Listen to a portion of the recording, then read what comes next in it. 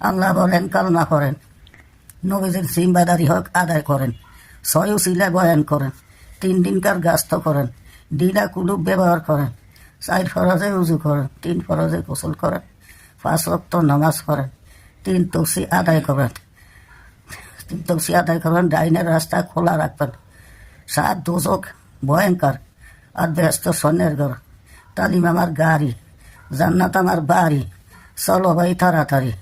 আর কি ঘরে থাকতাম পারি? মৃত্যুটার ঘরে থাকতে পারে? এই শেষ।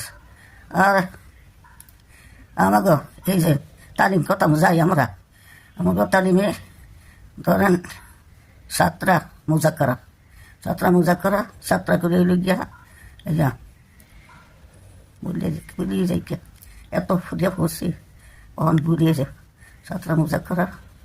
এর আগে যে কইছেন আমার লগে এদিকে আল্লাহ বলেন কলমা করেন, নবী বড় দুঃখী, এই কলেমা ফরিয়া গেলে দিন দুনিয়ায় সুখী। জান্নাত জান্নাত কত বড় জান্নাত, কত সুন্দর জান্নাত। জান্নাত যদি পাইতা চাও জান্নাত লইয়া তালিম ঘরে চলিয়া যাও। এই তালিম দিবা হাত, সহি শুদ্ধ হইব তোমার সুরাকারাত। এই তালিম দিবা হাত, তোমার দিলের ময়লা হইব সাফ। এই তালিম দিবা হাত, পাইবা তুমি হারাইবা তুমি ফুল সেরাত।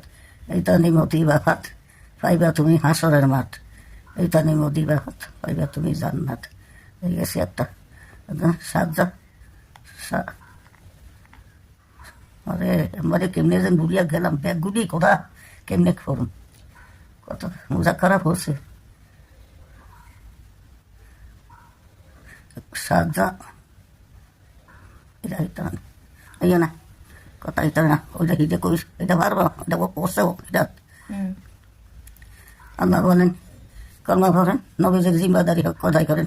নবীজির জিম্মাদারি হক যে আদায় করেন কয়, আমরা গ্রামের তনে সাইলপাত উঠি না, উঠি এই সাইলপাতটা লই আমরা একবারে বলা যাই, আমরা বরিশাল যাই, যে যেন এই তালিমের মজমা মিলে হেন যাইয়া আবার হেন গরু কাটতে টাটিয়া 5-6টায় করিয়া টরিয়া হেন খাওয়ান দেয়।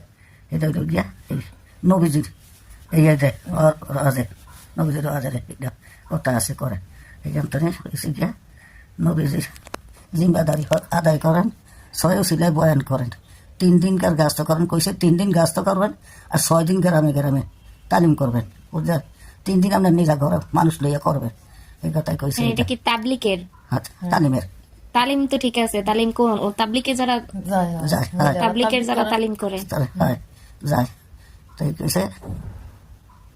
আল্লাহ বলেন কালমা করেন, নবীজির জিম্মাদারি হক আদায় করতে হইব, করবেন। নবীজির জিম্মাদারি